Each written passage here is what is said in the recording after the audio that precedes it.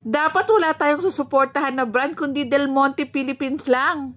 Joke lang, nasa sa inyo naman po yan. Napanood nyo na ba yung vlog ni Miss Karen Davila sa YouTube? Grabe, sasaluduhan mo yung Del Monte Philippines. Lahat daw nung nakatira sa kalye na pinakita ni Miss Karen Davila sa kanyang vlog ay puro empleyado ng Del Monte Philippines. At lahat ng bahay na ginagamit ng mga empleyado, libre. Libre ang tubig, kuryente, at marami pang iba. Kaya ayun, nagpasa-pasa na ng henerasyon yung mga nagtatrabaho sa Del Monte Philippines. Ang sarap malaman, no, yung Del Monte Philippines, merong pagpapahalaga sa mga empleyado. Imagine, pati ospital, wala silang babayaran. Parts of their benefits, pati eskwelahan. Meron pa rin palang company na may puso. Bakit kaya yung iba, hindi ko lang alam ha? Ang baba ng mga pasahod sa mga magsasaka, tapos ang baba ng quality of living nila, pero sa ibang bansa, pinagpapahalagahan sila. Ngayong Kapaskuhan, napakabait ng company ng Del Monte Philippines. Sana suportahan natin